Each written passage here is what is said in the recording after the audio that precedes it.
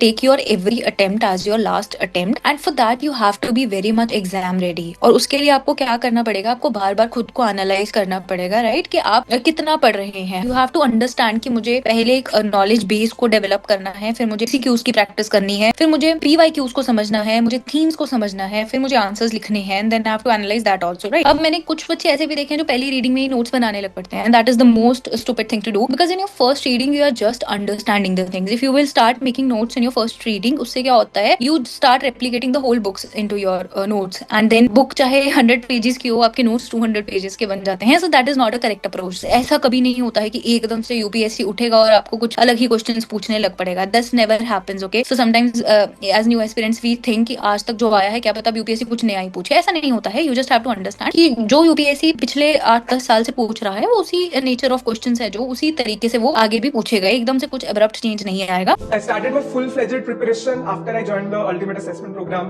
at Civils Daily. Civils Daily.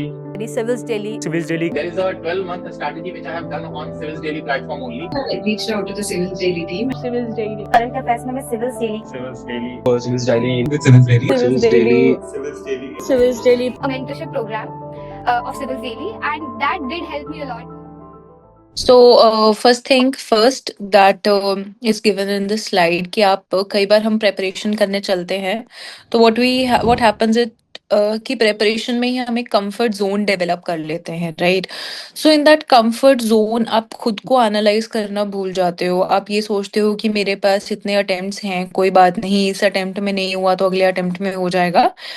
So the first thing I want to address is कि आप ऐसा बिल्कुल मत सोचिए, ठीक है। Take your every attempt as your last attempt and for that you have to be very much exam ready. और उसके लिए आपको क्या करना पड़ेगा, आपको बार बार खुद को एनालाइज करना पड़ेगा, राइट, कि आप कितना पढ़ रहे हैं, how much are you starting, because in this preparation there is no one on your head too, है ना। कोई भी स्कूल नहीं है जहाँ पे आपको असाइनमेंट एक टाइम पे जाकर सबमिट करना है, या फिर कॉलेज नहीं है, राइट, कि आपका एक इवेल्युएशन होगा, आपका कोई टेस्ट होगा। So you have to be your self discipline and that is the beauty of this process कि आपको खुद में ही एक डिसिप्लिन सिखाया जाता है। यहाँ पे आपको you don't need someone to discipline you, but you your self become discipline in this process.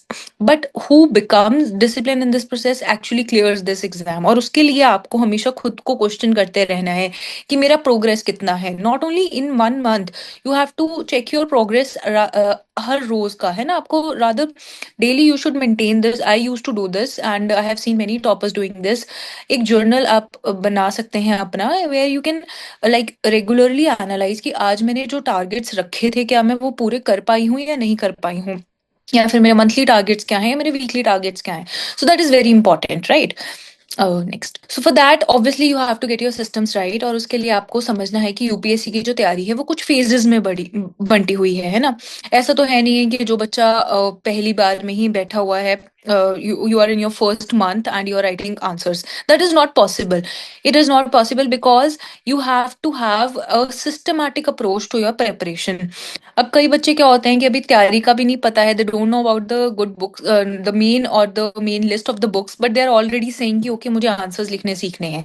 So that is not how things actually operate, right? You have to understand कि मुझे पहले एक knowledge base को develop करना है, फिर मुझे practice MCQs की प्रैक्टिस करनी है, फिर मुझे PYQs को समझना है, मुझे थीम्स को समझना है, फिर मुझे आंसर्स लिखने हैं, and then I have to analyse that also, right.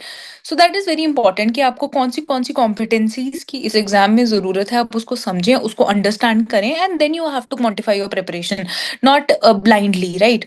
So let's understand these 5 phases. शायद आप इसमें कनेक्ट कर पाएंगे आप कौन से फेज में बैठे हुए हैं, because as I have seen कि कुछ बच्चे हैं जो they are preparing for 26, some are in preparing for 27 and even 28, right? So you have to this analysis you have to draw yourself कि आप कौन से फेज में हैं, ठीक है। हम पहला फेज देखेंगे। पहला फेज क्या रहेगा, next, core book reading, right. For example अब हमारे पास पॉलिटी का जो कोर बुक रहता है मोस्टली हम लक्ष्मीकांत ही रीड करते हैं, ठीक है। तो फर्स्ट थिंग इज कि आप उसको समझें, किताब को समझें, you understand the content of that किताब, and through foundational lectures obviously you do that, है ना। आपके पास बहुत सारे सब्जेक्ट्स हैं कवर करने के लिए, जैसे पॉलिटी का मैंने आपको बताया, उसी तरह से आपके पास इन्वायरमेंट है, उसी तरह से आपके पास हिस्ट्री है, you have geography, you have lot of subjects in this examination, and that is actually ये एग्जाम टफ ही इसलिए है because there is a lot of syllabus and there are lot of diversity in this examination, है ना, आप एक subject से exam नहीं क्लियर कर सकते हैं. So in your phase one, however, mostly I think जो लोग अभी 2028 को एस्पायर कर रहे हैं वो मोस्टली फेज वन में ही होंगे, उनके अभी जो कोर बुक रीडिंग है वो कंप्लीट नहीं हुआ होगा. So that is something you have to understand कि ओके, मैं इस फेज में भी लाई कर रहा हूँ and I have 4 more phases to cover. ये नहीं है कि मैं एक साल इसी फेज में बैठा रहूं. Okay, so that is how you systemize. For example, in January you are in this first phase, you have to understand, okay, I can cover this phase in coming 2 or 3 months maximum, then I can move to next phase, है ना. वो आप अपने हिसाब से अपना draw कर सकते हैं for your whole year or whatever your plan is, like if you want to give in 28 or 29, that is all your thing, right? But what I'm trying to say is the analysis you have to have on yourself कि मैं कौन से phase में हूँ. This was first phase. यहाँ पे first phase में सिर्फ इतना है कि एक बार मेरा सारा कंटेंट, मेरे जो कोर सब्जेक्ट्स हैं उनका मैं कवर कर लूँ, उसको मैं समझ लूँ, कॉन्सेप्ट्स को एनालाइज कर लूँ, एक बार जो कंसेप्चुअल क्लैरिटी है बुक्स की वो मेरे अंदर आ जाए. बिग 4 सब्जेक्ट्स हैं जो, जिनको हम कहते हैं ज्योग्राफी, हिस्ट्री रहती है उसमें, इन्वायरमेंट रहती है, and then polity is the major subject over there, right. तो ये 4 सब्जेक्ट्स हैं जो ये मेरे बहुत अच्छे से ऑन टिप्स होने चाहिए if I want to move to next phase. So this is a subject list. We all know the subjects, but let's analyze.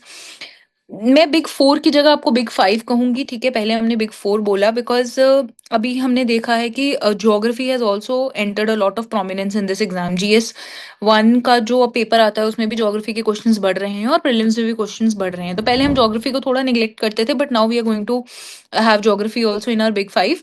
तो आपको पहले मेजर अपने सब्जेक्ट्स हैं जो बिग 5 में, अब आपका पॉलिटी आ जाएगा, इकोनॉमी आ जाएगा, एग्रीकल्चर आ जाएगा, ज्योग्राफी आ जाएगा, इन्वायरमेंट आ जाएगा. ये सारे सब्जेक्ट्स हैं जो आपको with lectures, with the core books, आपको एक बार तो खत्म करने ही करने हैं. देन योर कम्स हिस्ट्री, है ना. हिस्ट्री में भी आपके अराउंड 20 लेक्चर्स में खत्म करवाया गया है. Then we have art and culture.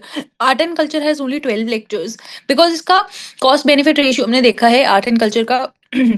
You don't have to read very indefinitely, है ना. आप बहुत ज्यादा भी पढ़ते हैं then also the cost benefit ratio is very less. तो आपको एक मिनिमल लेवल पे इन सब्जेक्ट्स को कवर करना है जितने लेवल पे आपके रिलेटिव एस्पिरेंट्स हैं जो, है ना, जिनके साथ आप compete कर रहे हैं, उन्होंने कवर किया है. Okay, then comes IR, international relations आ जाता है, फिर सोसाइटी आ जाता है. ये मेंस के लिए जरूरी होता है, प्रीलिम्स के लिए नहीं जरूरी होता है, ठीक है. Social justice again, social justice is again for mains. Then comes governance, governance is again for mains. GS2 में गवर्नेंस का बहुत बड़ा पार्ट है. मोस्टली ये जो हमने 9 से 16 तक के जो सब्जेक्ट्स हैं, these are for mains. But then you have to cover, you can not cover them like after clearing prelims clear करने के बाद अगर आप इन सब्जेक्ट्स को कवर करने लगोगे तो फिर यही करते रह जाओगे. So the correct strategy is कि before you are giving prelims, at least you have good idea of these subjects also. You have attended the foundation lectures और आपने इनके notes बना रखे हैं, इनकी books पढ़ रखी हैं, so that after clearing prelims you are just revising and writing answers, practicing answers for your mains. Okay. Independent papers में अगर हम बात करें, अब जैसे एथिक्स है ना, एथिक्स तो आता ही सिर्फ मेंस में है, उसको भी आपको बट प्रीलिम से पहले ही कवर करना है. अनदर इज ऐसे को भी, ऐसे के मार्क्स बहुत ज्यादा इन्फ्लुएंस करते हैं कि you are clearing this exam और not clearing this exam. Because हमने देखा है कुछ एस्पिरेंट्स हैं जो उनको बाकी सारे सब्जेक्ट्स में अच्छे मार्क्स मिले होते हैं, बट ऐसे में इतने कम गिरा दिए जाते हैं मार्क्स कि you are not even able to clear mains, है ना. इंटरव्यू तो दूर की बात है. तो ऐसे को निग्लेक्ट करना बहुत ही बड़ी गलती है जो कुछ एस्पिरेंट्स करते हैं. सो it should be treated as one important subject. Okay, then comes CSAT. CSAT, I keep saying that CSAT has this potential of making you know not clear prelims for years. तो इस चीज को भी आपको समझना है कि मुझे CSAT को भी एक important subject समझना है और उसको भी easy नहीं लेना है, मुझे उसको भी अच्छे से cover करना है and I have to clear it. Then comes obviously optional. Optional तो आपको सबका अपना अपना होता ही है and optional has a great influence on your means success and on your overall success, on your rank, everything. I think optional has a very major influence because it is a 500 marks का paper, है ना. So all these subjects, ये आपके पहले तो phase 1 वालों को ये पता होना चाहिए कि ये मेरे टोटल सब्जेक्ट्स हैं, ये मेरे सब्जेक्ट्स की लिस्ट है, एक बार मुझे इन सबको खत्म करना है. एंड देन यू कैन आप अपना एक टाइम टेबल बना सकते हैं जिसमें आप अपने फाउंडेशन में एटलीस्ट कुछ एक टाइम पीरियड के अंदर आप देखें कि आपने ये सारे सब्जेक्ट्स एक बार तो खत्म किए कि नहीं किए, है ना. जब आप ये खत्म कर लेंगे then we can move to the next phase. Phase 1 को एक बार थोड़ा और देख लेते हैं डिटेल पे. इसमें कोर बुक रीडिंग तो है ही है और फाउंडेशन लेक्चर्स हैं, ये हमने बात की. So now the correct approach is कि आपने एक बार या 2 बार एक बार अच्छे से रीडिंग कर ली, क्योंकि पहली रीडिंग में तो देखो आपको चीजें सिर्फ समझ ही आती हैं, ठीक है। अब मैंने कुछ बच्चे ऐसे भी देखे हैं जो पहली रीडिंग में ही नोट्स बनाने लग पड़ते हैं, and that is the most stupid thing to do, because in your first reading you are just understanding the things. If you will start making notes in your first reading, उससे क्या होता है, you start replicating the whole books into your notes, and then book चाहे 100 pages की हो, आपके notes 200 pages के बन जाते हैं। So that is not a correct approach. So this is something I should tell you, जो बच्चे भी फर्स्ट फेज में है, you should not focus on making notes after first reading itself, ठीक है। आपको सिर्फ कंटेंट को समझना है, अच्छे से रीड करना है, एक बार रिवाइज भी करना है, फिर टेस्ट करना है, फिर टेस्ट करने के बाद देखना है कि मेरे कौन सी चीजों में गलतियां हो रही है। जो गलतियां आपकी हो रही हैं उनके आप नोट्स बनाइए, या फिर टेस्ट्स में जो बार बार क्वेश्चंस रिपीट हो रहे हैं, है ना, जो थीम्स हैं बेसिकली यूपीएससी की, थीम्स के बारे में हमने बहुत बार बात की है, उनके ऊपर आप नोट्स बनाइए, ठीक है। ऐसे नहीं है कि आपने अनलिमिटेड नोट्स बना लिए हैं and then you are not even able to revise them, because that will not serve the purpose, है ना, फिर वो फायदा ही नहीं है उन नोट्स बनाने का भी। So this is something you have to understand in your phase 1 कि आपको करेक्टली करना क्या क्या है, ठीक है। अब कई बार क्या होता है, आप एक्चुअल में क्या करो, what are you doing. One thing is you are watching lot of foundation videos. एक जो मेजर इशू है यूपीएससी के प्रिपरेशन में, इसको मैं कहती हूँ FOMO disease, that is fear of missing out, है ना। आपको ऐसा लगता है कि मैंने इस पर्टिकुलर कोचिंग का फाउंडेशन लेक्चर देख लिया है सारे सब्जेक्ट्स का, now I have to move to another coaching also, I have to see the notes of other coachings, फिर मुझे उससे भी कंटेंट को गेन करना है। दैट इज नॉट रिक्वायर्ड, है ना। दैट इज एक्चुअली आप क्या कर रहे हो, आप कंटेंट को सिर्फ कंज्यूम कर रहे हो, उसको प्रोडक्टिव नहीं कर रहे हो, and that has no benefit. बिल्कुल भी उसका फायदा नहीं होता है। दैट इज जस्ट कि आप अपने ईयर्स हैं जो वो बढ़ा रहे हो इस एग्जाम को क्लियर करने के लिए। आपको बस एक बिलीफ लेकर चलना है कि जिसका भी मैंने फाउंडेशन लगाया है for any coaching, you have you no, तुमने फाउंडेशन लगाया है, you have seen all the lectures, you have read the standard books, that's it. Now you have to focus on revision rather than wandering here and there and looking for more content. That is not the correct approach. तो इस पे आप please you have to limit yourself, because हम नए नए जब aspirant होते हैं तो we tend to make these mistakes, but it's lucky for you कि मैं आपको पहले बता रही हूँ कि आपको ये गलती नहीं करनी है। मैंने भी ये गलतियां की हैं, है ना।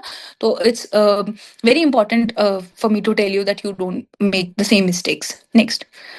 Okay, so here we are just telling you कि फर्स्ट फेज में आप क्या कर सकते हैं, आप हाईलाइट कर सकते हैं, है ना। कई बार हम हाईलाइट भी क्या करते हैं, sometimes we can use different highlighters, like rather than you making notes with different pens, easiest और the smartest approach is to use different highlighters, है ना। जहाँ पे आपको फॉर एग्जाम्पल कुछ चीजें आपको मेंस के लिए इंपॉर्टेंट लगती हैं, उसके लिए आप अलग हाईलाइटर यूज कर लीजिए। मैं ऐसे करती थी। प्रीलिम्स वाली चीजों के लिए मैं अलग हाईलाइटर यूज करती थी, ताकि जब जिस एग्जाम पे फोकस करना हुआ, जब प्रीलिम्स पास हुआ तो इस हाईलाइटर वाली चीजों पे ज्यादा एम्फेसिस डाल देंगे, अगर मेंस हुआ तो एक पर्टिकुलर जैसे ब्लू वाले पे ज्यादा फोकस डाल देंगे, ठीक है। तो इस तरह से आपकी बुक्स दिखनी चाहिए इन your first phase of preparation. So this is a kind of something you can replicate. Next, so now we are finally on a phase 2. तो जो phase 1 वाले बच्चों को क्लियर हो गया कि हमने क्या बात की है ना। On phase 2 you have to understand कि अब आपने एक पर्टिकुलर अमाउंट ऑफ नॉलेज है जो वो गेन कर ली है। अब सेकेंड आपका काम आता है उस नॉलेज को अप्लाई करना, ठीक है। कुछ बच्चे मुझे लगता है कि सिर्फ phase 1 तक ही पूरा पूरा साल phase 1 में ही लगा देते हैं। So this is something you have to analyse कि ऐसा नहीं करना होता है। After you have read the books, after you have gained a limited amount of knowledge, now you have to understand कि what is my exam demanding out of me, and how can you understand that? That is through PYQs, because they are the official documents of the UPSC, ठीक है, जो आपके question paper है ना। तो उन सारे क्वेश्चन पेपर्स को आपको सब्जेक्ट वाइज सॉल्व करना है, उनको अंडरस्टैंड करना है। उससे आपको समझ आएगा कि कौन से टॉपिक से बार बार सवाल आ रहे हैं और कौन से टॉपिक्स हैं जो मुझे उस पे ज्यादा से ज्यादा एम्फेसिस डालना है, ठीक है। और वही टॉपिक्स को हम क्या कहते हैं, माइक्रो थीम्स। जैसे मैं आपको एग्जांपल देती हूँ, अब हम पॉलिटी की ही बात कर लेते हैं, ठीक है। पॉलिटी में पार्लियामेंट चैप्टर से आई थिंक कई बार तो एक ही पेपर में 8-10 सवाल भी आए हैं पार्लियामेंट चैप्टर से, right. But on the other hand अगर मैं चैप्टर देखूं, लोकपाल वाला चैप्टर है ना, मुझे पिछले 10 सालों में अगर सिर्फ एक ही सवाल उस चैप्टर से दिखा है। So now I understand that if I have to leave, I can leave non sorry, I can leave statutory bodies वाले, है ना, I can leave statutory bodies, but I cannot leave parliament as a chapter, because that chapter has a lot of potential to be asked in my paper, in my actual paper. तो ये understanding आपकी तभी develop होगी जब आप PY के उसको solve करेंगे, ठीक है, और वो भी सब्जेक्ट वाइज। जैसे अभी तो मैंने आपको पॉलिटी का एग्जाम्पल दिया, ऐसे बहुत सारे एग्जाम्पल्स हैं ना। ज्योग्राफी में आप देख लीजिए, there is lot of content जिनसे कभी सवाल आया ही नहीं है, तो then why to do that engineering on that content, because ऐसा कभी नहीं होता है कि एकदम से यूपीएससी उठेगा और आपको कुछ अलग ही क्वेश्चंस पूछने लग पड़ेगा। This never happens, okay. So sometimes as new aspirants we think कि आज तक जो आया है क्या पता यूपीएससी कुछ नया ही पूछे, ऐसा नहीं होता है। You just have to understand कि जो यूपीएससी पिछले 8-10 साल से पूछ रहा है वो उसी नेचर ऑफ क्वेश्चंस है, जो उसी तरीके से वो आगे भी पूछेगा, एकदम से कुछ अब्रप्ट चेंज नहीं आएगा with respect to the themes, है ना। तो you have to understand the themes and that you have to compile subject wise, okay. फिर आपको उस थीम्स के ऊपर नोट्स बनाने हैं। जैसे मैंने आपको बोला कि फेज 1 वालों को तो नोट्स बनाने की जरूरत ही नहीं है।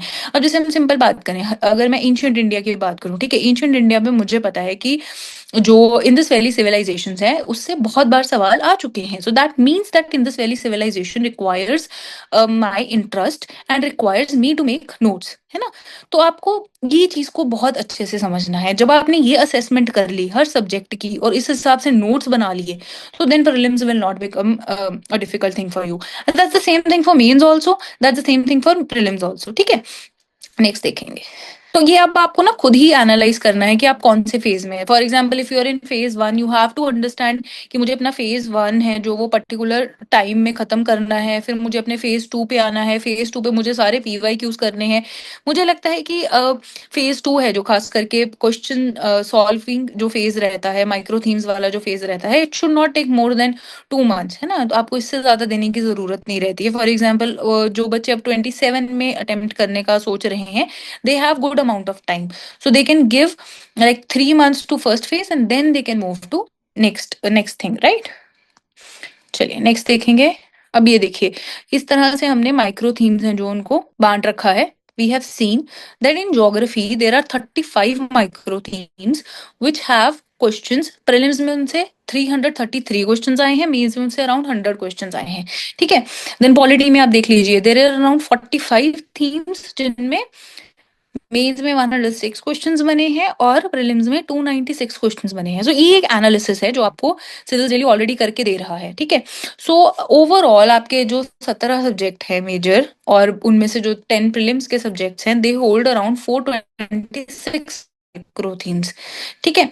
एंड 286 माइक्रो थीम्स जिनसे 3 या 4 बार क्वेश्चन आया है। 426 ओवरऑल है, 286 वो वाले माइक्रो थीम्स हैं जिनसे सिर्फ 3-4 क्वेश्चन ही आए हैं, ठीक है। तो इन थीम्स पे अगर आपका फोकस रहेगा तो आपके लिए प्रीलिम्स और मेंस क्रैक करना कुछ बहुत मुश्किल नहीं रह जाएगा। और रिलेटिवली आप बाकी एस्पिरेंट्स हैं जो, इसी को हम स्मार्टर स्ट्रैटेजी भी कह सकते हैं और इसी को हम कह सकते हैं कि आपने बेसिकली जो क्वेश्चन की डिमांड है, जो इस एग्जाम की डिमांड है, उसको आपने पढ़ा है, ना कि आपने फालतू में फोमो में रहकर अलग अलग फाउंडेशन लगाए हैं, अलग अलग कंटेंट कंज्यूम किया है या अपने आप को नॉलेजेबल बनाया है। Because at the end of the day you are here to clear an exam and not do any kind of PhD in any kind of subject. So you have to understand this, that this exam requires strategy and not some extra knowledge in any field, right?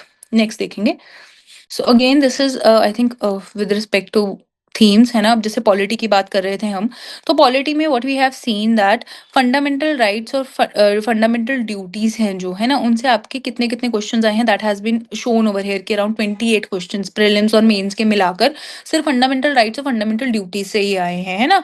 उसी तरह से जैसे मैं parliament की बात कर रही थी, so parliament as a whole, यहाँ पे तो हमने पार्लियामेंट प्रोसीजर्स अलग से कर दिया, कमेटीज अलग से कर दिया, तो ओवरऑल इनसे भी बहुत सारे क्वेश्चंस आए हैं। पार्लियामेंट प्रिजाइडिंग ऑफिसर से कितने क्वेश्चन आए हैं, गवर्नर से कितने क्वेश्चंस आए हैं। So these are the areas you have to understand that you have to focus a lot on, है ना। तो अगर तो ये आपको थीम्स बने बनाए मिल रहे हैं, तो I think the whole process will get very easy for you, है ना। It will become very easy for you. और फिर आप अपने समय को भी इस तरह से डिवाइड कर सकते हैं कि फॉर एग्जाम्पल मैं पार्लियामेंट और fundamental rights, because they are very important chapters, I am going to give this much amount of time, मैं इतने दिन इसको दूंगा। And in this preparation you have to understand that you have to have a time table, है ना। ऐसा नहीं है कि आप सुबह उठ रहे हैं, आपको पता ही नहीं है कि आपको आज क्या पढ़ना है। This is a very wrong way. And a time table I think gives a drive also कि अच्छा मुझे अपना particular amount of syllabus particular amount of time में खत्म करना है, ठीक है। तो that drive actually keeps you moving in this preparation, because again you do not have you know any sort of checks and balances in this examination. You आपको discipline खुद ही लेकर आना है, कोई आपको आपके पेरेंट्स या आपके टीचर्स जबरदस्ती नहीं करवा सकते हैं, ठीक है। तो वो आपको आएगा अगर आप खुद के लिए एक टाइम टेबल बनाएंगे, और उस टाइम टेबल में अब आपको कैसे टाइम डिवीजन करनी है वो आपको इन थीम्स के एनालिसिस से समझ आएगा, है ना। फिर आप जैसे फॉर एग्जांपल सिंपल कर सकते हैं कि मैं 2 माइक्रो थीम्स हैं जो जिनके पास टाइम है, जिन जो बच्चे 28 में जैसे अटेम्प्ट देने वाले हैं या 27 में भी देने वाले हैं, उनके लिए तो बहुत सिंपल है कि वो 2-3 थीम्स हैं जो वो रोज कर ले एवरेज, है ना, and then they can complete all the themes in around 4-5 months. And this इस रेट पे आप सारे मेजर थीम्स हैं जो अराउंड 4 मंथ्स में कवर कर लेंगे, which will hold the major percent of your UPSC examination, ठीक है। प्रीलिम्स में भी आपका और मेंस में भी। मेंस में बहुत ज्यादा, ठीक है, प्रीलिम्स में तो चलो थोड़ा कई बार अनप्रिडिक्टेबिलिटी आ जाती है, बट मेंस में तो I think themes play major major role. You have mostly all the questions from the themes. बहुत ही एक आधा क्वेश्चन होता है जो अब्रप्टली आता है, ठीक है। सो बट प्रीलिम्स में पॉइंट क्या है कि प्रीलिम्स को क्लियर करने के लिए आप कोई भी वैसा क्वेश्चन गलत नहीं कर सकते जो बाकी सबको आता है, एंड मोस्टली थीम्स जो स्मार्ट बच्चे हैं उन्होंने प्रिपेयर की होती है, ठीक है। तो आप थीम्स से क्वेश्चन तो बिल्कुल नहीं छोड़ सकते। तो प्रीलिम सक्सेस डिमांड्स कि आपके थीम्स हैं जो वो बहुत अच्छे से क्लियर हों। Next, okay, so this is actually an example, ठीक है, फ्रॉम द थीम कंटेंट, ठीक है। नेक्स्ट हम चलेंगे, there is nothing much on this, okay. So what actually happens, जब आप इस तरीके से अपनी तैयारी करते हैं तो आपकी सुपरफिशियल रीडिंग है जो वो कम हो जाती है, ठीक है। आप फालतू का कंटेंट कंज्यूम करना छोड़ देते हैं, and you basically understand the depth and dimensions जो यूपीएससी के लिए इंपॉर्टेंट है, जो यूपीएससी बार बार पूछ रहा है। तो that actually saves a lot of time for you, because unfortunately बहुत सारे जो न्यू अपना बहुत टाइम वेस्ट करते हैं, बहुत सारी चीज़ कर कर उनको पता नहीं, ऐसा एक मार्केट में आई थिंक वो बोल दिया गया है कि जिसको सबसे ज्यादा नॉलेज है वो ये एग्जाम क्लियर कर लेगा, या जिसको सबसे ज्यादा पता है, ऐसा नहीं है, है ना। तो you just have to understand कि what is of interest to UPSC, and then you have to work more on that. Next, okay, so this is one of the documents जो माइक्रो थीम्स में आपको पता चल जाएगा। जैसे जो stars हैं, basically these are the questions which have been opted from the same theme, है ना। तो जैसे डैम्स से या फिर रिवर्स से। सो माइक्रो थीम डॉक्यूमेंट में आपको ये चीजें बहुत ही इजीली मिल जाएंगी। क्वेश्चंस पीवाईक्यू स्टार किए हुए मिल जाएंगे जो बार बार रिपीट हो रहे हैं, उससे आप एनालिसिस है जो वो आपका बहुत सिंपल हो सकता है। ये मैंने पहले भी एक सेशन में बताया था कि किस तरह से आप इन डॉक्यूमेंट्स को, माइक्रो थीम्स वाले डॉक्यूमेंट्स को यूज कर सकते हैं, ठीक है। नेक्स्ट, अच्छा, अब जैसे फॉर एग्जांपल रिवर सिस्टम्स, है ना। अब ज्योग्राफी में रिवर सिस्टम्स हैं जो ये बहुत ही ज्यादा सवाल बनाता है, खास करके प्रीलिम्स में। अब आपने जब इस डॉक्यूमेंट को अच्छे से पढ़ा, माइक्रो थीम वाले डॉक्यूमेंट को, जो आपको पिछली स्लाइड में मैंने दिखाया, जिसमें आपके मेजरली जो यूपीएससी के पीवाईक्यूज थे from particular themes, they have been arranged properly. अगर आपने उसको अच्छे से देखा हो तो आपको समझ आएगा कि मुझे रिवर सिस्टम्स में से पढ़ना क्या क्या है।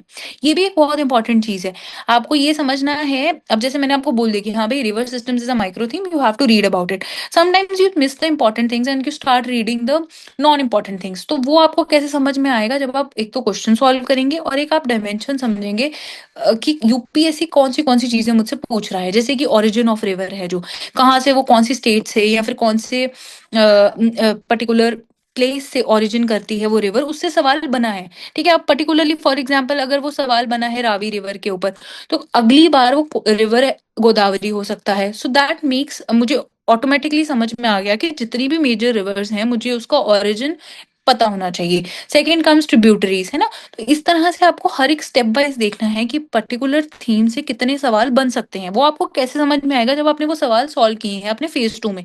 फेज 2 में जब आपने ऑलमोस्ट सारे यूपीएससी के सवाल सॉल्व कर लिए, तो you will automatically understand, okay, from this theme particularly इस तरह से क्वेश्चन है जो पूछा जाता है। जैसे लेक्स से पूछा जाएगा, ग्लेशियर से पूछा जाएगा कि कौन सी पर्टिकुलर रिवर कौन सी ग्लेशियर्स के साथ एसोसिएटेड है ना, वाटरफॉल्स कौन सी रिवर्स में आ रही हैं। तो इस तरह से आप ये खुद ही समझ जाएंगे। या फिर अगर कोई लेक है वो सलीन है या फ्रेश वाटर है, इस पे भी बहुत बार क्वेश्चन ट्विस्ट किया जाता है प्रीलिम्स में खास कर।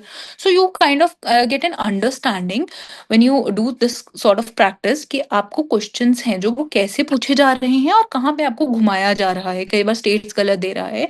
सो that is only possible if you do this exercise, I think yourself, है ना। सो नेक्स्ट मूव करेंगे। ओके, सो इन दिस, जैसे अब हम इसमें कैसे करते हैं, कैसे हम बोलते हैं, हाउ वी डू इट, जैसे हम रिवर सिस्टम की ही एग्जांपल ले रहे हैं, है ना? तो अपने इस फेज में अब आपने क्या समझा कि ये मेरा लूप है। लूप क्या है कि पहले मुझे अपने सारे जो मेजर रिवर्स हैं मुझे उसको अच्छे से क्लियर करना है, बिकॉज उससे यूपीएससी सवाल पूछ रहा है।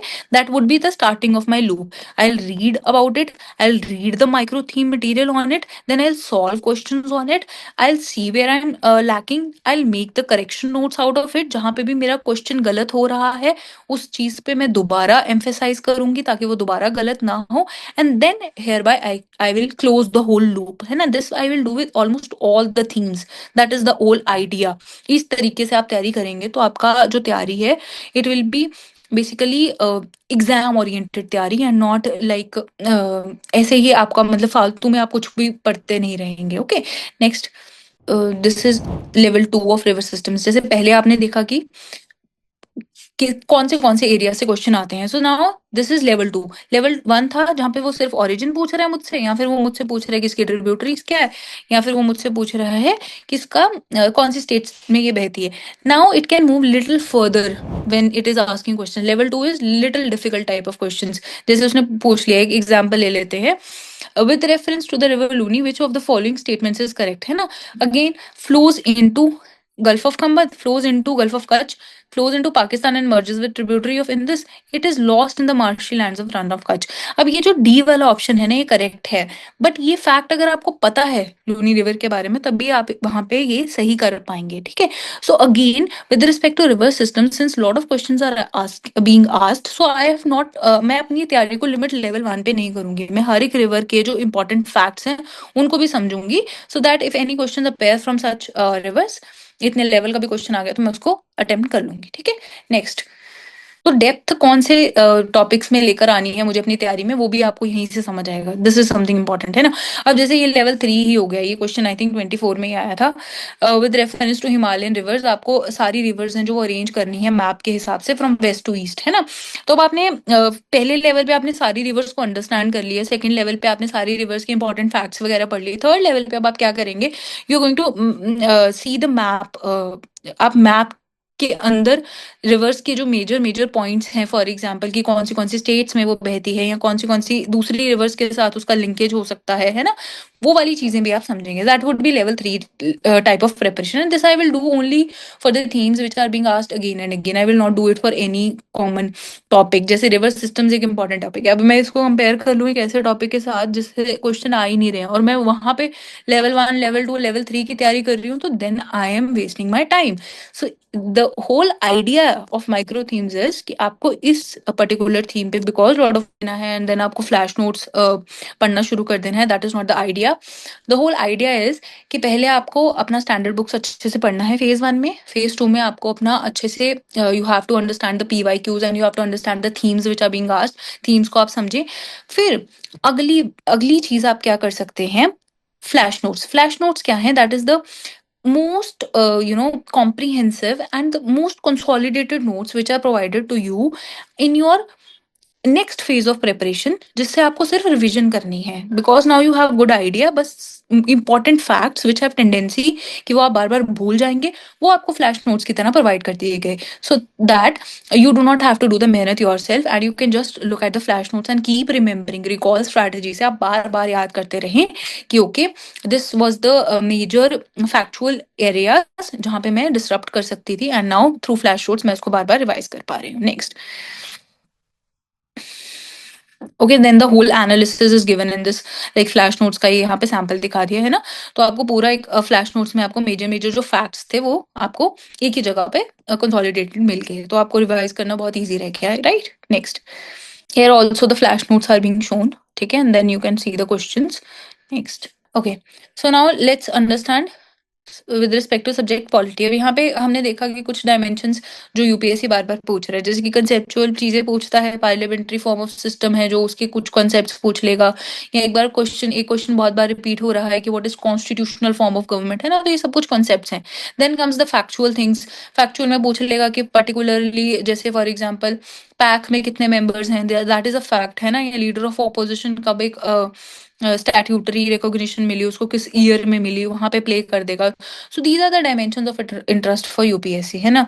कई बार वो करंट अफेयर्स से जो क्वेश्चन, फॉर एग्जांपल गवर्नर का office is lot of seen in the current affairs, but governor से क्वेश्चन वो स्टैटिक में ही पूछ लेगा because it is very much seen in current affairs, so that office itself becomes important. So question will be asked from your static itself but from the topic which is seen in the current affairs. तो इस तरह से आपको dimensions देखने को मिलती हैं with respect to polity. Next, है ना. तो वहां पे भी आपको यहाँ पे थीम्स दिख जाएंगे. जैसे पॉलिटिकल थ्योरी, पॉलिटिकल थ्योरी क्या है, जो मेजर आपके कंसेप्ट्स आ जाते हैं. कॉन्सेप्ट्स में अगर हम पहला क्वेश्चन देख लें तो which of the following statements reflects the chief purpose of the constitution of a country. तो वही बात मैंने आपको बता दी, कॉन्स्टिट्यूशनल जो गवर्नमेंट हम कहते हैं, ठीक है. तो अब वी नो कि basically constitutional government as a concept basically sees that your powers are now being limited by a document that is constitution, है ना. सरकार की जो पावर्स हैं उसको मैंने लिमिट कर दिया. तो ये जो पूरा कॉन्सेप्ट है that is dealt in political theory. उसी तरह से आपसे जो मेजर डॉक्ट्रीन्स हैं जैसे ड्यू प्रोसेस ऑफ लॉ हो गया, या फिर आपका जो फेडरल नेचर है उसके जो कोर एरियाज ऑफ कॉन्सेप्ट्स हैं, है ना, वो आपके पॉलिटिकल थ्योरी में डील हो जाएंगे. तो उसका आपको पूरा एक माइक्रो थीम में बता दिया गया. उसी तरह से गवर्नर मैंने अभी डिस्कस किया है ना, ये इंपॉर्टेंट ऑफिस है, बार बार इससे सवाल आता है, फैक्चुअल भी आता है और कंसेप्चुअल भी आता है. तो that is also being given in this documents, right. So that you will see जब आप पीवाईक्यूज करेंगे, एंड उसका आपको कंटेंट मिल जाएगा माइक्रो थीम डॉक्यूमेंट में, एंड ओवरऑल आपको फ्लैश नोट्स में उसका रिवीजन करने का तरीका मिल जाएगा. Next, these are some other themes जैसे नेचर ऑफ बिल्स. इससे भी आपको बहुत बार क्वेश्चन देखने को मिला है. मनी बिल पे क्वेश्चन बहुत बार पूछा जाता है, या फिर और भी जो हमारे फाइनेंशियल बिल्स होते हैं उस पे भी 2-3 बार क्वेश्चन आया है. So this is how you understand कि कौन सी थीम्स हैं जो जिन पे यूपीएससी एम्फेसाइज कर रहा है. Next, okay, so this is how the phase 2 is going to end. Okay, इसमें हमने करेक्ट अप्रोच क्या रहेगी अब हमारी इतना डिस्कशन करने के बाद. पहली चीज कि आपको माइक्रो थीम्स को अच्छे से पढ़ना है. जो यूपीएससी जिन एरिया से बहुत क्वेश्चन पूछ रहा है उनको तो आपको क्लियर करना ही करना है, ठीक है. फोकस करना है कि क्या चीजें पूछी जा सकती हैं, ठीक है, और कौन सी चीजें पूछनी मतलब नहीं पूछ रहा यूपीएससी तो उसको हम छोड़ सकते हैं. So that is what we call as selective preparation, ठीक है. बट मेजरली बच्चे कर क्या रहे हैं, बेसिकली वो बार बार सारी किताबें पढ़ रहे हैं. दे आर जस्ट अंडरस्टैंडिंग और reading the same standard books again and again. और जो लूप्स हैं, बेसिकली जो माइक्रो लूप्स हमने डिस्कस किए हैं, उनको समझ ही नहीं पा रहे हैं. सो व्हाट उससे होता क्या है कि एक तो जैसे बच्चे कहते हैं कि it is not possible to revise this whole syllabus because syllabus अपने आप में बहुत बड़ा है. बट टॉपर्स तो कहते हैं कि हम रिवीजन कर ही हमने पेपर क्लियर किया है ना. तो वो कैसे कर रहे हैं फिर रिवीजन, वो इसी तरह से रिवीजन कर रहे हैं. उन्होंने कुछ मेजर थीम्स आइडेंटिफाई कर ली हैं हर सब्जेक्ट की, जिनको वो बार बार रिवाइज कर रहे हैं और एग्जाम में प्रोड्यूस कर आ रहे हैं, है ना. Which most of the people are not able to do because they are just reading the stuff, है ना, बहुत सारा stuff. Next, okay, so now comes the stage 3, हो ना. अब हमारा फेज 3 आ जाएगा. अब इसमें हम क्या करेंगे, basically now we are going to get ourselves mains ready. जब आपने प्रीलिम्स का मेजर काम कर लिया, then you are going to have the, now you have the knowledge also, and now you going to see the themes. आपको जो prelims का major themes रहता है वो मेजरली हमने देखा है कि मेंस में भी रेप्लिकेट होता ही होता है. जैसे पार्लियामेंट्री सिस्टम हो गए, ये सारे सिस्टम्स हो गए. तो इनसे आपको समझ आ जाता है कि what is basically being asked in the mains also. इनकी भी आप थीम्स को समझते हैं, एंड देन यू अंडरस्टैंड कि आप मुझे आंसर राइटिंग करनी है. आंसर राइटिंग में अब आप कैसे कैसे अपनी how are you going to progress. First you are going to just start, you are not going to write very good answers. Then you are going to understand okay these are the major themes. Then you are going to prepare on them, and then after understanding the structure of the answer you are basically going to enrich your answers. वो आप कैसे करेंगे, data डालेंगे, major keywords डालेंगे, demand of the question को address करेंगे. कई बार बहुत सारे बच्चे ये गलती करते हैं कि डिमांड को एड्रेस नहीं करते हैं, बाद में कहते हैं कि मेंस क्लियर नहीं हो रहा है, मैं पेपर भी कंप्लीट करके आया, because you are not able to understand what UPSC is asking, है ना. तो वो बहुत एक इंपॉर्टेंट पॉइंट रहता है. और एक्स फैक्टर पॉइंट्स क्या रहते हैं इसमें, हमने एक्स फैक्टर पॉइंट्स में जो मेजर इनरिचमेंट वाला काम है, जैसे अब हर एक सब्जेक्ट का एक अपना इनरिचमेंट है, ठीक है. जैसे पॉलिटी का इनरिचमेंट क्या होता है, मेजर जजमेंट्स. और इकोनॉमी का इनरिचमेंट क्या होता है, इकोनॉमिक्स सर्वे है उसका सारा डाटा इज इनरिचमेंट, ठीक है. उसी तरह से हिस्ट्री का इनरिचमेंट क्या है, मेजर ईयर्स, है ना. जो भी आपको क्वेश्चन पूछा गया है, अगर पल्लवास पे क्वेश्चन है तो आप उनका ईयर्स मेंशन करें, तो दैट इज द डिमांड और the core enrichment of every subject is different, है ना। तो वो आपको समझना है। ज्योग्राफी का एनरिचमेंट क्या होगा, डायग्राम्स। आईआर का एनरिचमेंट क्या होगा, again diagrams. So this is possible only if you are going to understand answer writing phase wise, ठीक है। नेक्स्ट देखेंगे। Okay, so you can see this is how the answers एक लिखा गया है। The question is assess the contribution of the private members bills in shaping the public policy and legislations, ठीक है, in India. तो अब आपने एक इंट्रोडक्शन दिया है, ठीक है। अब आपको एक बेसिक आंसर राइटिंग आप लिख रहे हैं, शुरू कर रहे हैं। So you need to know that I have to write a introduction. Introduction में आपने 3 लाइन का इंट्रोडक्शन लिख दिया। शुरू शुरू में बच्चे 4-4 5-5 लाइन का भी लिख देते हैं, बट देन दे अंडरस्टैंड कि वो गलत है, ठीक है। वो मैंने भी सीखा था अपने यूएपी प्रोग्राम में। मेरे सर ने आई थिंक मुझे 3-4 महीने बहुत ही ज्यादा क्रिटिकल आंसर राइटिंग करवाया था, and he like kind of advised me after every paper कि आपको क्या क्या चेंज करना है अपनी आंसर राइटिंग में। वो आप एक प्रोसेस है ना, और वो आपको पूरा करना ही पड़ेगा अगर आपको मेंस क्लियर करना है। देन यू अंडरस्टैंड कि किस तरह से पॉइंट्स लिखे गए हैं, ठीक है। एंड एंड में आप किस तरह से कंक्लूड कर रहे हैं। बॉडी में आप सारा जो डिमांड है क्वेश्चन का उसको एड्रेस कर रहे हैं, एंड में आप अपना आंसर है जो उसको कंक्लूड कर रहे हैं। So this is a basic idea how we write answers in UPSC. Next, अब हम स्कोर की बात करेंगे। वो तो एक बेसिक आइडिया है, सब बच्चे करके आ रहे हैं, इंट्रोडक्शन भी लिख रहे हैं, बॉडी भी लिख रहे हैं, and then they are concluding their answers also. But how can we kind of increase the marks? हमें एक एक पॉइंट, एक एक जो मार्क है उसका डिफरेंस रहता है, ठीक है। सो उसका एक इम्पैक्ट पड़ता है आपके आंसर्स में। वो आप कैसे करेंगे? अब वो आपको इम्पैक्ट पता चलेगा जब आप इस तरह से, ये जैसे आप यहाँ पे देख रहे हैं डब्बा बना दिया गया है। So you are making your answer presentable. How are you making your answer presentable? By drawing boxes around the headings, by underlining the major keywords, by defining the data. So all these things get important. जैसे यहाँ पे आप flow charts add कर रहे हैं, this is something you can see, right. So in flow charts basically you are giving all the important datas. अब यहाँ पे हमने 2 वर्सेस दिखाए। एक आंसर आपको देखने को मिल रहा है कि सीधा सीधा लिखा गया है, एक आंसर आपको देखने को मिल रहा है प्रेजेंट किया गया है। ऐसे गोला बनाकर आपने कॉजेस ऑफ एम्प्लॉयमेंट लिखकर सारी major major points in the minimal words लिख दिए। Sometimes what happens in UPSC answer writing is कि आपको अपना एक्सप्रेशन बनाने के लिए ही आप 3-4 लाइंस लिख देते हो, बट द प्रॉब्लम इज कि आपको 150 वर्ड्स में आंसर लिखना है, और उन 150 वर्ड्स में आपको मेजर एक्सप्रेशन देना है। जितना आप समझा सकते हैं उतना ही ज्यादा आपको समझाना है। तो वो जो बच्चा ज्यादा समझा गया, फॉर एग्जाम्पल एक बच्चे ने 7 रीजंस बता दिए कॉजेस ऑफ अनएम्प्लॉयमेंट के, और एक बच्चे ने पूरे पेज में सिर्फ 3 रीजंस बताए, पर 3 रीजंस उसके सही है, उसमें कोई प्रॉब्लम नहीं है, but the other student has told 7 reasons of which are causes of unemployment. तो who will get more marks? Obviously the person who is giving 7 points and with data अगर वो दे रहा है। So this art basically you learn after practice and after having a contact with some good mentor who can tell you कि भाई यहाँ पे तुम गलत कर रहे हो, इस चीज को इम्प्रूव करो, बिकॉज टॉपर्स इस तरीके से लिखते हैं, ठीक है। नेक्स्ट, अनदर यहाँ पे भी आपको एक डिफरेंस देखने को मिल रहा है। इस क्वेश्चन को पढ़ते हैं एक बार। इंडियन एग्रीकल्चर है जो उसको ट्रांजिशन की जरूरत है in the cropping patterns to secure sustainable farm production, है ना। तो to enhance the farmer income से हमें समझ आ रहा है कि इंडिया एग्रीकल्चर है जो उसको अपने क्रॉपिंग पैटर्न्स है जो उनको बदलने की जरूरत है फार्मर इनकम्स को बढ़ाने के लिए। In this context discuss the changes required and highlight the measures which are taken by the government to facilitate. तो गवर्नमेंट के तो प्रॉपर देने ही है हमें initiatives, but we have to discuss the changes which are required. तो यहाँ पे हमने मेजर जो एम्फेसिस दिया है वो इंट्रोडक्शन पे दिया है। अब आपको पहली ये इंट्रोडक्शन दिख रही है, this is 5 lines written in the introduction जहाँ पे क्रॉपिंग पैटर्न को डिफाइन किया गया है। But in the this introduction basically हमने क्रॉपिंग पैटर्न है जो उसका पूरा कीवर्ड्स के साथ, डायग्राम के साथ हमने क्रॉपिंग पैटर्न है जो वो एक्सप्लेन किया है। सो यू कैन योरसेल्फ सी कि एग्जामिनर किस चीज को एग्जाम मार्क्स देगा, ठीक है। So this is the difference of like very good answers and average answers. तो ये चीजें आपको समझ आएंगी when you are in your phase 3 of preparation and you are practising and you are getting your answers checked by your mentors और by your answer जिससे भी आप चेक करवा रहे हैं, वो आपको ये सब सिखाएंगे, and then you can master this phase of your preparation. This is very important, okay.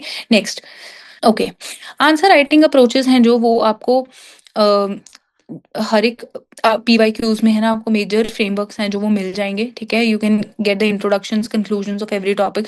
आपको टॉपर्स के जो आंसर वैल्यू एडिशंस हैं वो भी मिल जाएंगे। एक्स फैक्टर में मैंने आपको बताया ही है कि जो मेजर एनरिचमेंट वाली चीज़ें हैं, जैसे कि आंसर्स में कोट्स हैं या डायग्राम्स हैं, ग्राफ्स हैं, या फिर कोई कमेटी की रिकमेंडेशंस हैं। कमेटी की रिकमेंडेशंस पॉलिटी में जैसे बहुत रोल प्ले करती हैं, है ना। या ग्लोबल बेस्ट बेस्ट प्रैक्टिसेस हमारी सोशियोलॉजी में जो सोसाइटी का पार्ट आ जाता है, या फिर in polity also global we discuss different models, है ना, कि इनका मॉडल, ब्रिटेन का model in this particular area in urbanisation, this model is doing good. So that is all which you have to add in your answers to get those extra marks and clear this mains examination, and which is covered in these X factor notes, है ना। तो ये आप use कर सकते हैं। And next is dimension coverage. So that is also very important. What happens is sometimes आपका जो आंसर है वो बहुत ही सिंगल डायमेंशन कवर कर रहा होता है, चाहे उसमें आप जितने मर्जी पॉइंट्स लिख दीजिए। But then in UPSC you have to understand, as an administrator you have to understand all the different areas which are being influenced by that particular subject, है ना। तो एग्जाम्पल के तौर पे मैं आपको सिंपल बता दूं, हम पेस्टल अप्रोच बहुत बार यूज करते हैं किसी भी सब्जेक्ट पे। हम पॉलिटिकल एंगल समझते हैं, इकोनॉमिकल एंगल समझते हैं, सोशियोलॉजिकल एंगल समझते हैं, है ना, लीगल एंगल समझते हैं। तो ये सारी जो डायमेंशन कवरेज है, जितनी ज्यादा आप करेंगे किसी भी आंसर में, उतना ही आपका आंसर है जो वो ज्यादा मार्क्स आपको फेच करके देगा। तो ये सारी अप्रोचेस हैं जो ये आपको इस फेज में जाननी होती हैं। Next, okay, so now let's see what is the correct approach. Correct approach is obviously framework driven. आपको हर एक अपने मेजर टॉपिक्स के फ्रेमवर्क्स पता है, थीम्स पता है, पीवाईक्यूज का पता है आपको कि कौन से सब्जेक्ट में कौन से थीम से पीवाईक्यूज आए हैं, है ना। आपको प्रॉपर अंडरस्टैंडिंग है between a good answer and a bad answer. And what basically most of the children are doing, they are attempting random non UPSC type questions, है ना, किसी भी टेस्ट सीरीज का उठाकर, या जो आजकल बहुत आई थिंक डेली आंसर्स भी चलते हैं, कुछ टू आंसर्स बच्चे लिखते हैं, but they are random non UPSC type questions, और उनका कोई खास फायदा भी नहीं होता है ना। ना ही प्रोफेशनल का फीडबैक ले रहे हैं, they think that they are writing answers and they are serving the purpose. That is not the correct way. You have to understand that someone professional can only tell you कि आपके answers में क्या कमी है। Okay, so you have to understand, structuring भी important है, points बनाने भी इंपॉर्टेंट है, डायमेंशंस निकालनी भी इंपॉर्टेंट है, एनरिचमेंट करनी भी इंपॉर्टेंट है, तभी मेरा आंसर एक कंप्लीट आंसर बनेगा, है ना। Otherwise your answer is not going to fetch you good marks in such competitive environment, है ना। Next, so next is your now phase 4, जहां पे अब आप basically now you are basically understanding the prelims sense. अब आप examiner के mind को ही रीड करना शुरू कर रहे हैं in your phase 4 of preparation. जब आपने ये 3 फेजेस कर लिए ना एक बार, so now you are in the stage where you are going to attempt prelims in now coming 3-4 months, है ना। तो आपने एक पूरा साल लगा के ये पहले 3 फेजेस खत्म कर लिए। Now in your phase 4 you are basically near prelims. Now when you are near prelims you have read the core books, you have read the themes and you have read the X factor, जो भी आपके final notes हैं, flash notes आपने अच्छे से पढ़ लिए हैं। अब आप आ गए हैं टिपिकल प्रैक्टिस में। अब उस प्रैक्टिस में अब आप समझेंगे word deconstruction. What is word deconstruction? It is basically where you are analysing PYQs and understanding कि कौन से वर्ड्स हैं जो बेसिकली वो यूपीएससी जब यूज करता है तो स्टेटमेंट गलत होती है, जैसे कि ऑल हो गया, ओनली हो गया, है ना। ये तो हमें कुछ वर्ड्स पता ही है। आजकल और भी नए वर्ड्स आ गए हैं, जैसे कि स्टेडीली एक वर्ड है, या फिर कुछ एक्सट्रीम वर्ड्स और आ जाते हैं, है ना, कि एकदम से कोई चीज हो गई। तो these are the words where UPSC is basically putting you in a wrong, वो वाला वो स्टेटमेंट रॉन्ग है ना। उस लेवल का एनालिसिस आपको फेज 4 में आएगा। वो एकदम से पहले दिन आप एलिमिनेशन ट्रिक्स पढ़ रहे हो, that is not making any sense, that is not making any point of your preparation. ये एप्टीट्यूड आपका तभी डेवलप होगा अब जब आपने बहुत अच्छे से अपना नॉलेज तैयार कर लिया है, बट अब आप सिर्फ समझ रहे हैं कि मुझे एग्जामिनर है जो उसके माइंड को रीड करना है, कहाँ पे वो प्ले कर रहा है, कहाँ पे मुझे चीजों को, अगर मुझे नहीं भी क्वेश्चन आता है तो मैं किस तरह से सवाल बना कर आऊंगा, यहाँ पे मुझे ये वाली स्किल अपनी है जो उसको स्ट्रॉन्ग करना है, ठीक है। So that can only come after you build that MCQ aptitude. Okay, next, okay, so यहाँ पे अब क्या होता है, करेक्ट अप्रोच ये रहती है कि हमें अलग अलग टेक्निक सीखनी पड़ती है ना। पीवाईक्यू ड्रिवन टेक्निक सीखनी पड़ती है, और हमें मेजर जो टेक्निक्स हैं उनको बहुत ही ज्यादा प्रैक्टिस भी करना पड़ता है। करेक्ट अप्रोच यही रहती है। बट मेजरली बच्चे क्या करते हैं, वो नॉन यूपीएससी स्टाइल क्वेश्चंस करते हैं, बहुत सारी टेस्ट सीरीज हैं जो वो लगा लेते हैं, और पीवाईक्यूज लगाते नहीं हैं, तो जिसके कारण उनकी जो लॉजिकल एलिमिनेशन टेक्निक्स यूपीएससी के पैटर्न पे होनी चाहिए वो उनकी टेस्ट सीरीज के पैटर्न पे चली जाती हैं, फिर वो मेन एग्जाम में ब्लंडर कर देते हैं, है ना। सो this is something which I think needs improvement, है ना। जो आपको एलिमिनेशन है जो वो आपको यूपीएससी के लैंग्वेज के हिसाब से लगानी है, या फिर ये जो एंड वाली जो आपको फेज 4 का वर्ड डिकंस्ट्रक्शन है ये भी आपको यूपीएससी के हिसाब से करना है, not as per test series और some random questions you are practising. Okay, next. Okay, so next phase would be your interview phase, ठीक है। इंटरव्यू में अब क्या होता है कि आप बेसिकली ओपिनियन फॉर्म करते हैं। अभी तक आप जो अपना प्रीलिम्स में you were basically learning the facts, you were basically gaining knowledge of the different subjects. In your means you were actually writing critically analysis में आप अपने ओपिनियंस भी लिख रहे थे, ठीक है। आप दोनों फोर और अगेंस्ट और द टॉपिक आप पॉइंट्स लिख कर आ रहे थे, एंड में आप कंक्लूड कर रहे थे। But in interview basically you have to now give your opinion, where you what you stand for, है ना। So that is something in your phase 5 you have to do, जहाँ पे आपको अपना ओपिनियन बताना है कि मेरी क्या सोच है, मैं किस टॉपिक पे, इस सब्जेक्ट पे, what do I take as a stance. So when you take this sides, आपको किस तरह से दोनों साइड्स, आपको ये भी बताना है अपनी जो भी आपकी साइड है, यू हैव टू जस्टिफाई कि मैं ये साइड क्यों ले रही हूँ, या मेरी क्या सोच है, या मेरे क्या आइडियल्स हैं जो इस साइड से प्रॉपरली फुलफिल हो रहे हैं। जैसे मैं एक सिंपल एग्जांपल के तौर पे आपको समझा देती हूँ। एक क्वेश्चन है कि मेंस्ट्रुअल लीव के ऊपर बात की जाती है कि क्या वो देनी चाहिए कंपनीज को, क्या वो नहीं देनी चाहिए, ठीक है। तो अब आपके इस पे दोनों के अलग अलग ओपिनियन हो सकते हैं। वन विल से कि देनी चाहिए, है ना, because that will present you as a more gender sensitive person, but on the other hand we can see people who will say कि नहीं, उनसे जो कंपनी का रिक्रूटमेंट है लेडीज का वो कम हो जाएगा, because they will think that they will have to give है ना एक्स्ट्रा लीव।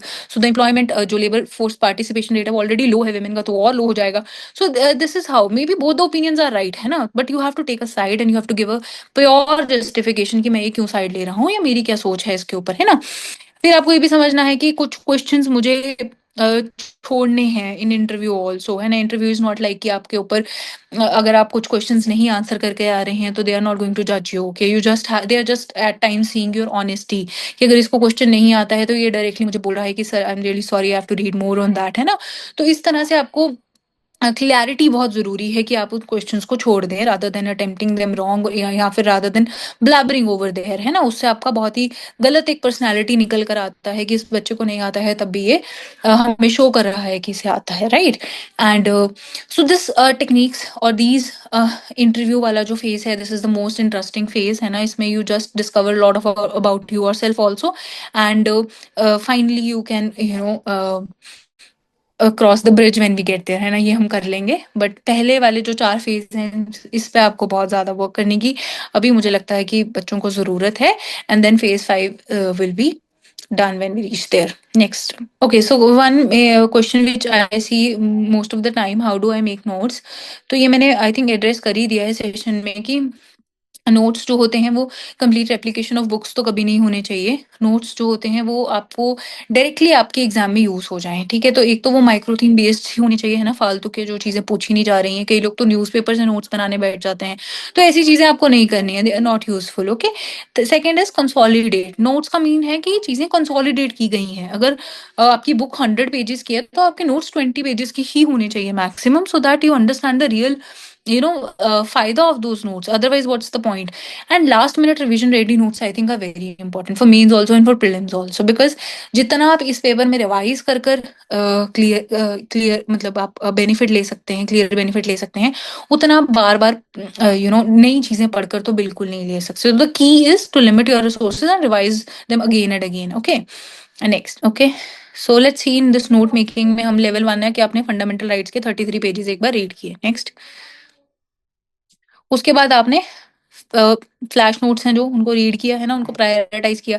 वैसे तो अगर आपके पास फ्लैश नोट्स है तो it is very easy, the whole note making process I think is not important also, but then also the some people have this habit कि उनको अपनी राइटिंग में, है ना, चीजें समझ आती हैं। बट उसमें आप क्या कर सकते हैं, अब आप पहले आप फंडामेंटल राइट्स पूरा रीड करिए 33 पेजेस का, फिर आप फ्लैश नोट्स में जो लिखा है उसको अच्छे से समझिए, उसको प्रायोरिटाइज कीजिए और देखिए कि मैंने अपने नोट्स में ये सारे पॉइंट्स डाले हैं या नहीं डाले हैं, ठीक है। नेक्स्ट, फाइनली आप अपने जो एक्स फैक्टर नोट्स हैं, है ना, जो हाई पोटेंशियल टॉपिक्स हैं उनको प्रिपेयर करिए, कंटेंट की डेप्थ को समझिए कि कहाँ कौन सा कंटेंट है जो प्रीलिम्स के लिए ज़रूरी हो सकता है, मेंस के लिए ज़रूरी हो सकता है, फाइनली उनको कंसोलिडेट करिए।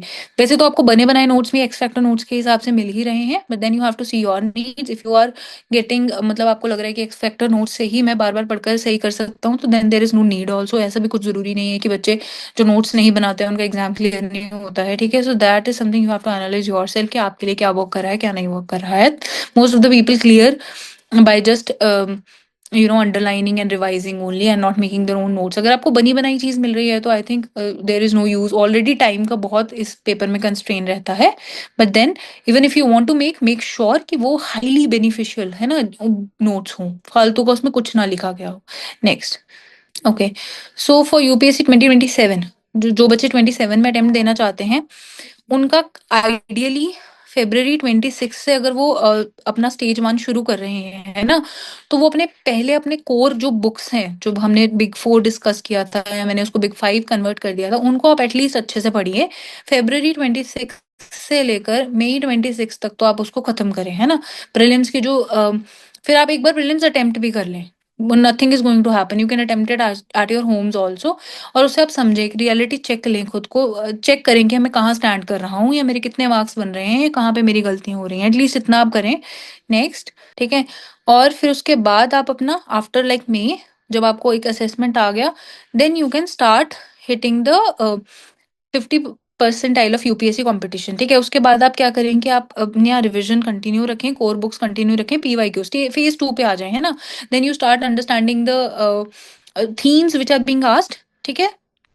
ठीक है, ये टाइम टेबल आप अपने हिसाब से भी देखिए, मॉडिफाई कर सकते हैं, but this is an kind of idea which we are giving you. इससे आप करेंगे तो और इजी हो जाएगा, ठीक है। फिर उसके बाद आप कुछ बफर वीक्स लेकर अपना मेंस का तैयारी शुरू कर सकते हैं। मेंस का माइक्रो थीम समझे, मेंस के एक्स फैक्टर नोट्स को पढ़ें, आंसर राइटिंग शुरू करें, and then by December your this most of the mains and prelims preparation will be done, and then you can finally move on to the phase 4, जिसमें हमने कहा था कि अब हम वर्ड डिकंस्ट्रक्शन करेंगे, है ना। एंड देन ऑन May 27 आप अपना डी प्रीलिम्स देकर आए आराम से और मेंस देकर आए, ठीक है। So this is the idea we are giving you, but then you can modify it yourself, but you have to have this idea, because कई बच्चे तो बिना इस आइडिया के ही जस्ट पढ़ रहे हैं, they don't know where they are lying right now और the next month where they are lying. तो that is something you have to work on. इस चीज को आप ऐसे टैकल कर सकते हैं। Next, okay, so this is PYQ based preparation में आपको यहाँ पे कंटेंट और मेंटरशिप दोनों मिल जाएंगे।